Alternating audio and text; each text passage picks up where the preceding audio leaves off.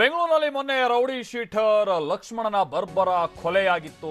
ಇದು ಇಡೀ ಬೆಂಗಳೂರಿನೇ ಒಂದು ರೀತಿ ಬೆಚ್ಚಿ ಬೀಳಿಸಿತ್ತು. ಕಾರಣ ಅಂತಂದ್ರೆ ಹಾಡ ಹಗಲೇ ಲಕ್ಷ್ಮಣನನ್ನ ಕೊಚ್ಚಿ ಕೊಲೆಗೈಯಲಾಗಿತ್ತು.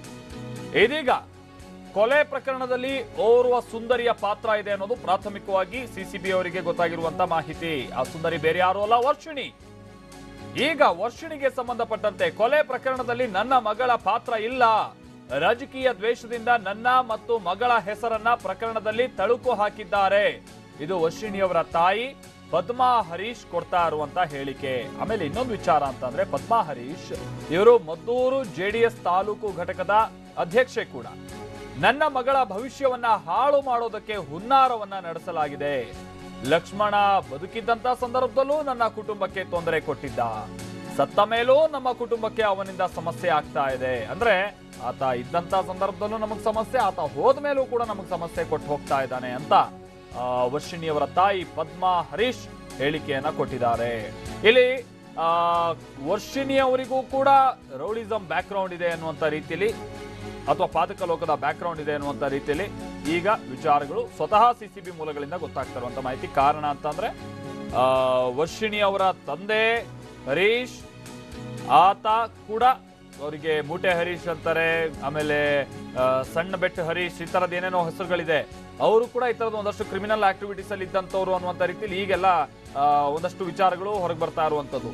ವರ್ಷಿಣಿ ಆಕೆ ಬಹುಶಃ ಪಾಪ ಅವರಿಗೆ ಈ ತರದೆಲ್ಲ ಸಮಸ್ಯೆಗಳಾಗೋದ್ ಬೇಡ, ರೌಡಿಸಂ ಬ್ಯಾಕ್ ಗ್ರೌಂಡ್ ಇದೆಲ್ಲ ಗೊತ್ತಾಗೋದ್ ಬೇಡ ಅಂತ ಲಂಡನ್ ನಲ್ಲಿ ಬಿಟ್ಟಿದ್ರು ಏನೋ ಕತೆ. ಬಟ್ ವರ್ಷಿಣಿ ಲಂಡನ್ ನಲ್ಲಿದ್ರು ಕೂಡ ಇಲ್ಲಿ ರೌಡಿ ಲಕ್ಷ್ಮಣನ ಹತ್ಯೆಗೆ ಅಲ್ಲಿಂದಾನೇ ಸ್ಕೆಚ್ ಹಾಕಿದ್ಲು ಅನ್ನೋದು ಈಗ ಬಹಿರಂಗ ಆಗ್ತಾ ಇರುವಂತ ವಿಚಾರ.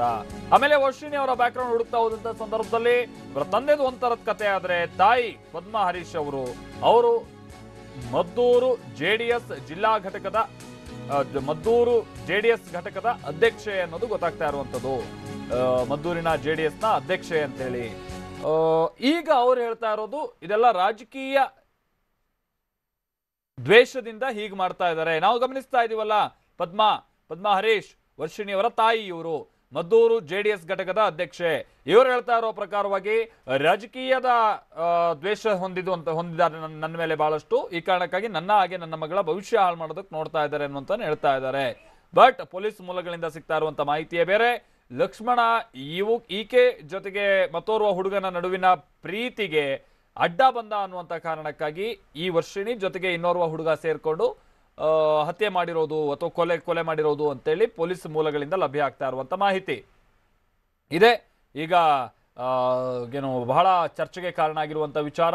ಆಮೇಲೆ ಪದ್ಮಾ ಹರೀಶ್ ಅವರು ಕೂಡ ನನ್ನ ಮಗಳು ಆ ಥರ ಮಾಡೇ ಇಲ್ಲ ಅನ್ನುವಂಥ ರೀತಿಯಲ್ಲಿ ಹೇಳ್ತಾ ಇದ್ದಾರೆ. ಬಟ್ ಒಂದಂತೂ ಸ್ಪಷ್ಟ, ಇಲ್ಲಿ ಈ ಸುಂದರ ಹುಡುಗಿಯ ಕರಿನೆರಳು ಇರೋದು ಬಹಳ ಸ್ಪಷ್ಟವಾಗಿ ಮೇಲ್ನೋಟಕ್ಕೆ ಗೊತ್ತಾಗ್ತಾ ಇದೆ. ಆಕೆ ಲಕ್ಷ್ಮಣನಿಗೆ ಕರೆ ಮಾಡಿ ಒಂದು ಹೋಟೆಲ್ಗೆ ಬರುವಂತೆ ಹೇಳಿದ್ದು ಕೂಡ ಬಹಳ ಸ್ಪಷ್ಟವಾಗಿದೆ. ಆತ ಹೋಟೆಲ್ಗೆ ಬಂದಂತ ಸಂದರ್ಭದಲ್ಲಿ ಆಕೆ ಅಲ್ಲಿ ಇರಲಿಲ್ಲ ಅನ್ನುವಂಥದ್ದು ಗೊತ್ತಾಗಿ ಆನಂತರ ವಾಪಸ್ ಹೋಗ್ತಾ ಇದ್ದಂತ ಸಂದರ್ಭದಲ್ಲಿ ಆತನನ್ನ ಹತ್ಯೆ ಮಾಡಿದ್ದು ಅನ್ನುವಂಥದ್ದು ಮೇಲ್ನೋಟಕ್ಕೆ ಬಹಳ ಸ್ಪಷ್ಟವಾಗಿ ಗೊತ್ತಾಗ್ತಾ ಇದೆ. ಈ ಕಾರಣಕ್ಕಾಗಿನೇ ಕೊಲೆ ಮಾಡುವುದು ಎಷ್ಟು ತಪ್ಪು ಅಥವಾ ಕೊಲೆಗೆ ಸಂಚು ರೂಪಿಸುವುದು ಎಷ್ಟು ತಪ್ಪು, ಕೊಲೆ ಮಾಡೋದಕ್ಕಿಂತ ಮುನ್ನ ಕೆಡುವಂತ ನಿಟ್ಟಿನಲ್ಲಿ ಒಂದಷ್ಟು ಸಿಚುವೇಶನ್ ಅನ್ನ ಕ್ರಿಯೇಟ್ ಮಾಡೋದು ಕೂಡ ಅಷ್ಟೇ ತಪ್ಪು. ಆ ತಪ್ಪನ್ನ ಈಗ ಆರೋಪಿ ವರ್ಷಿಣಿ ಮಾಡಿದ್ದಾರೆ ಅನ್ನುವಂಥದ್ದೇ ಪೊಲೀಸ್ ಮೂಲಗಳಿಂದ ಲಭ್ಯ ಆಗ್ತಾ ಇರುವಂತ ಮಾಹಿತಿ. ಈ ಕಾರಣಕ್ಕಾಗಿನೇ ಈ ಪ್ರಕರಣದಲ್ಲಿ ಆಕೆಯೂ ಕೂಡ ಪ್ರಮುಖ ಆರೋಪಿ ಆಗ್ತಾರೆ. ಹೀಗಾಗಿನೇ ಪೊಲೀಸರು ಆಕೆಯನ್ನು ಕೂಡ ವಶಕ್ಕೆ ಪಡೆದಿರೋದು. ಲಕ್ಷ್ಮಣನನ್ನ ಹತ್ಯೆ ಮಾಡಿದಂತ 11 ಮಂದಿ ನಟೋರಿಯಸ್ ಕ್ರಿಮಿನಲ್ಗಳಿದ್ರಲ್ಲ, ಆ ಪಟ್ಟಿಯಲ್ಲಿ ಈ ವರ್ಷಿಣಿ ಕೂಡ ಈಗ ಸೇರ್ಕೊಂಡಂಗಾಗಿದೆ. ಆದರೆ ಪದ್ಮಾ ಹರೀಶ್ ವರ್ಷಿಣಿಯವರ ತಾಯಿ, ನಾನು ಮೊದಲು ಹೇಳಿದಾಗೆ ಮದ್ದೂರು ಜೆಡಿಎಸ್ ಘಟಕದ ಅಧ್ಯಕ್ಷೆ, ಅವ್ರು ಹೇಳ್ತಾ ಇರುವಂತದ್ದೇ ಬೇರೆ ಮಾತು.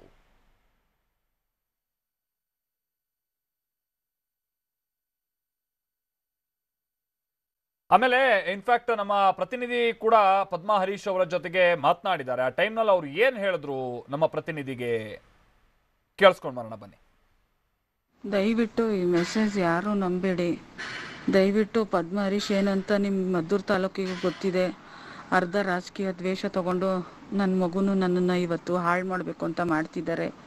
ದಯವಿಟ್ಟು ನನ್ನ ಮಗು ಲಂಡನ್ನಲ್ಲಿ ಓದ್ತಾ ಇದೆ. ಇದಕ್ಕೂ ನನ್ನ ಮಗುಗೂ ಯಾವ ಸಂಬಂಧನೂ ಇಲ್ಲ.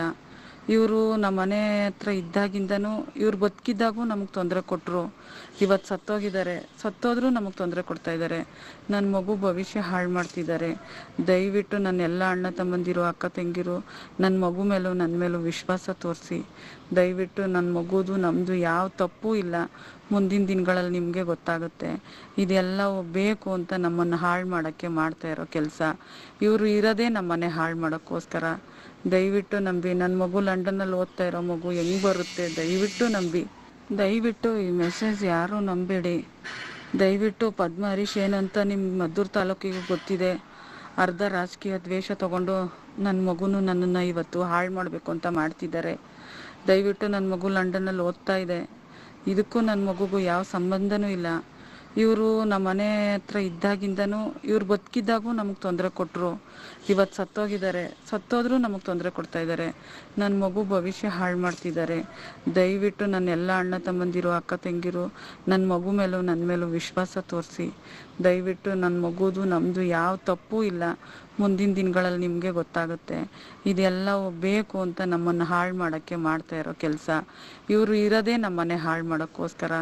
ದಯವಿಟ್ಟು ನಂಬಿ. ನನ್ನ ಮಗು ಲಂಡನ್ನಲ್ಲಿ ಓದ್ತಾ ಇರೋ ಮಗು ಹೆಂಗೆ ಬರುತ್ತೆ, ದಯವಿಟ್ಟು ನಂಬಿ. ಇಲ್ಲಿ ಪದ್ಮಾ ಹರೀಶ್ ಅಂದ್ರೆ ಪಾಪ ತಾಯಿ ಮನ್ಸು ಅಥವಾ ತಾಯಿ ಮಕ್ಕಳನ್ನೆಲ್ಲ ಹೇಗೆ ನೋಡ್ತಾರೆ. ಸಹಜವಾಗಿ ಅವ್ರು ಹೇಳ್ತಾ ಇದ್ದಾರೆ ನನ್ನ ಮಗಳದ್ದೇನು ತಪ್ಪಿಲ್ಲ ಅನ್ನುವಂಥದ್ದನ್ನ, ತಾಯಿ ಹೃದಯ. ಆದರೆ ಪೊಲೀಸ್ ಹೇಳ್ತಾ ಇರುವಂಥದ್ದೇ ಬೇರೆ. ಆಮೇಲೆ ವರ್ಷಿಣಿಯವರ ಈ ಹಿಂದಿನ ಒಂದಷ್ಟು ಕಿತಾಪತಿಗಳನ್ನು ಕೂಡ ಇಲ್ಲಿ ಪೊಲೀಸರು ಇನ್ಫ್ಯಾಕ್ಟ್ ಉಲ್ಲೇಖ ಮಾಡಿದ್ದಾರೆ. ಸಹಜವಾಗಿ ಮಾಧ್ಯಮದವರು ಕೂಡ ಸೇರಿದಾಗೆ ಪೊಲೀಸರು ಕೊಡ್ತಾ ಇರುವಂಥ ಸೂಚನೆಗಳು ಅಂದರೆ ಸುಳಿವುಗಳು ಹಿಂದಿನಲ್ಲಿ ಏನೇನಾಗಿತ್ತು ಅನ್ನುವಂಥದ್ದು ಅವರೆಲ್ಲ ಬಿಚ್ಚಿಡ್ತಾ ಇರುವಂಥದ್ದನ್ನು ನೋಡಿದಂಥ ಸಂದರ್ಭದಲ್ಲಿ, ಅನಂತರ ಅಲ್ಲಿ ಇನ್ನಿತರ ಒಂದಷ್ಟು ಘಟನಾವಳಿಗಳ ಮೇಲೆ ಕಣ್ಣಾಯಿಸಿದಂಥ ಸಂದರ್ಭದಲ್ಲೂ ಕೂಡ ಏನೋ ಇವರಿಂದನೇ ಕಿತಾಪತಿ ಆಗಿದೆ ಈ ಟೈಮ್ನಲ್ಲೂ ಅನ್ನುವಂಥದ್ದು ಭಾಳ ಸ್ಪಷ್ಟವಾಗಿ ಗೊತ್ತಾಗುತ್ತೆ. ನಾನು ಅದಕ್ಕೆ ಹೇಳಿದ್ದು. ಬಟ್ ಪದ್ಮಾ ಹರೀಶ್ ಅವರು ಹೇಳ್ತಾ ಇರೋ ಪ್ರಕಾರವಾಗಿ ರಾಜಕೀಯವಾಗಿ ನಮ್ಮನ್ನು ತುಳಿಯೋ ಪ್ರಯತ್ನ ಅಂತ ಹೇಳ್ತಾರೆ. ಸಹಜ, ಅದು ಕೂಡ ಈ ರಾಜಕೀಯದಲ್ಲಿ ಯಾರ್ಯಾರು ಇರ್ತಾರೋ ಆ ಮಂದಿ ಎಲ್ಲ ಕೊಡೋ ಕಾರಣಗಳು ಇದೇನೆ. ಮಾತೆತ್ತಿದ್ರೆ ನಮ್ಮನ್ನು ರಾಜಕೀಯವಾಗಿ ತುಳಿಯುವಂಥ ಪ್ರಯತ್ನ ಅಂತ ಹೇಳ್ತಾರೆ. ಬಟ್ ವರ್ಷಿಣಿ ಅವ್ರ ವಿಚಾರದಲ್ಲಿ ಏನಾಗಿದೆ ಏನು ಎತ್ತ ಅನ್ನೋಂಥದ್ದು ಸಹಜವಾಗಿ ಇನ್ನೂ ಮುಂದಿನ ಹಂತದಲ್ಲಿ ಮತ್ತಷ್ಟು ತಿಳಿದು ಬರಬೇಕಿದೆ ಮಾಹಿತಿ. ಬಟ್ ಮೇಲ್ನೋಟಕ್ಕೆ ಇನ್ಫ್ಯಾಕ್ಟ್ ಸ್ವಲ್ಪ ಹೊತ್ತಿನ ಮುಂಚೆ ನಾವು CCBಗೆ ಸಂಬಂಧಪಟ್ಟಂತೆ ಒಂದು ಪ್ರೆಸ್ ಮೀಟ್ ಕೂಡ ಮಾಡಿದಂಥ ಸಂದರ್ಭದಲ್ಲಿ ಅವರು ಸ್ಪಷ್ಟಪಡಿಸಿದ್ದಾರೆ. ಆಮೇಲೆ ಅವರು ಸುಮ್ಮನೆ ಬೇಕಾಬಿಟ್ಟಿಯಾಗಿ ಮಾತನ್ನ ಕೂಡ ಪೊಲೀಸರು ಹೇಳ್ತಾ ಇಲ್ಲ ಅಥವಾ ಅನುಮಾನದ ಮೇಲೆ ಹೇಳ್ತಾ ಇಲ್ಲ. ಸಿಕ್ಕಿರುವಂಥ ಬಹಳಷ್ಟು ಸುಳಿವುಗಳ ಆಧಾರದ ಮೇಲೇನೆ ಪೊಲೀಸರು ಕೂಡ ಈಗ ಈ ವಿಚಾರವನ್ನು ಬಹಿರಂಗ ಪಡಿಸ್ತಾ ಇರೋದು. ಹೀಗಾಗಿನೇ ಹೇಳ್ತಾರಲ್ಲ, ಬೆಂಕಿ ಇಲ್ಲದೆ ಹೊಗೆ ಹೆಂಗೆ ಬರುತ್ತೆ ಅಂತ. ಸೊ ಇಲ್ಲಿ ಇವ್ರ ಪಾತ್ರನೇ ಇಲ್ದಿತಿ ಈ ಮಟ್ಟಿಗೆ ಹಾಗಾದ್ರೆ ಇವ್ರ ಹೆಸರು ಬರೋದಕ್ಕೆ ಏನು ಕಾರಣ ಅಂತ ಸಹಜವಾಗಿ ಅನಿಸುತ್ತೆ. ಬಟ್ ಪೊಲೀಸರು ಹೇಳ್ತಾ ಇರೋ ಪ್ರಕಾರವಾಗಿ ಲಂಡನ್ನಲ್ಲೇ ಕೂತು ಈಕೆ ಸಂಪೂರ್ಣವಾಗಿ ಪ್ಲಾನ್ ಅನ್ನ ಹೆಣೆದಿದ್ದಳು ಅನ್ನುವಂಥದ್ದನ್ನ ಬಹಳ ಸ್ಪಷ್ಟವಾಗಿ ಪೊಲೀಸರು ಹೇಳ್ತಾ ಇದ್ದಾರೆ. ಈಕೆ ಎಲ್ಲ ಪ್ಲಾನ್ ಹೆಣೆಯೋದಕ್ಕೆ ಬಳಸ್ಕೊಂಡಿದ್ದು ವಾಟ್ಸಪ್ ಕಾಲ್. ಯಾಕೆಂತಂದ್ರೆ ಮತ್ತೊಂದು ವಿಚಾರ, ಏನು ಈ ಕಾಲ್ ಮಾಡದಂಥ ಸಂದರ್ಭದಲ್ಲಿ, ನೇರವಾಗಿ ಕಾಲ್ ಆಗಿಂದ ಮಾಡಿದಂಥ ಸಂದರ್ಭದಲ್ಲಿ, ಸಿಮ್ಮಿಂದ ಕಾಲ್ ಹೋದಂಥ ಸಂದರ್ಭದಲ್ಲಿ, ನಮ್ಮ ನೆಟ್ವರ್ಕಿಂದ ಹೋದಂಥ ಸಂದರ್ಭದಲ್ಲಿ ಅದು ಸಿಕ್ಕಾಕೊಳ್ಳೋಕ್ಕೆ ಭಾಳಷ್ಟು ಚಾನ್ಸಸ್ ಇರುತ್ತೆ. ಬಟ್ ವಾಟ್ಸಪ್ ಕಾಲ್ನಲ್ಲಿ ಆ ಥರ ಸಿಕ್ಕಾಕೊಳ್ಳೋದಕ್ಕೆ ಅವಕಾಶಗಳು ಸ್ವಲ್ಪ ಕಮ್ಮಿ ಇರುತ್ತೆ. ಅದರಲ್ಲೂ ಕೂಡ ಲಂಡನ್ನಿಂದ ಎಲ್ಲ ಕಾಲ್ ಮಾಡಿದಂಥ ಸಂದರ್ಭದಲ್ಲಿ ತಾನು ಟ್ರ್ಯಾಪ್ ಆಗದೆ ಇರಲಿ ಅನ್ನುವಂಥ ಕಾರಣಕ್ಕಾಗಿ ಈ ಥರ ಬಳಸಿದ್ಲೋ ಒಂದು ವಿಧಾನನ ಗೊತ್ತಿಲ್ಲ. ರವಿ ಲಲಿಪಳ್ಳಿ ನಮ್ಮ ಪ್ರತಿನಿಧಿ ಇದಕ್ಕೆ ಸಂಬಂಧಪಟ್ಟಂತೆ ಮತ್ತಷ್ಟು ಡೀಟೇಲ್ಸ್ ಅನ್ನು ಕೊಡ್ತಾರೆ. ನಮ್ಮ ಜೊತೆಗೆ ನೇರ ಸಂಪರ್ಕದಲ್ಲಿ ಜಾಯ್ನ್ ಆಗ್ತಾ ಇದ್ದಾರೆ ರವಿ ಲಲಿಪಳ್ಳಿ. ಪದ್ಮಾ ಹರೀಶ್ ಅವ್ರು ಹೇಳ್ತಾ ಇರೋ ಪ್ರಕಾರವಾಗಿ ತನ್ನ ಮಗಳದ್ದೇನು ತಪ್ಪಿಲ್ಲ, ರಾಜಕೀಯವಾಗಿ ನಮ್ಮನ್ನು ತುಳಿಯೋ ಪ್ರಯತ್ನ ಅನ್ನುವಂಥದ್ದನ್ನೆಲ್ಲ ಹೇಳ್ತಾ ಇದ್ದಾರೆ. ಸ್ಥಳೀಯವಾಗಿ ಇರೋ ಮಾಹಿತಿ ಏನು ಅಂತೇಳಿ ರವಿ ಲಲಿಪಳ್ಳಿ, ಹೌದಾ ರಾಜಕೀಯವಾಗಿ ಅವ್ರಿಗೆ ಆ ಥರ ದ್ವೇಷ ಎಲ್ಲ ಇಟ್ಕೊಂಡು ಈ ತರ ಪರ್ಸನಲ್ ವಿಚಾರವಾಗಿ ಬಂದು ಕೆಡೋಕೆ ನಿಜಕ್ಕೂ ಅವಕಾಶ ಇದೆಯಾ, ಅಥವಾ ಪಾಪ ಮಕ್ಕಳು ಅನ್ನೋ ಕಾರಣಕ್ಕಾಗಿ ತಾಯಿ ಹೃದಯ ಹೀಗೆ ಮಾತಾಡ್ತಾ ಇದ್ದಾರಾ, ಈ ಏನ್ ಕತೆ?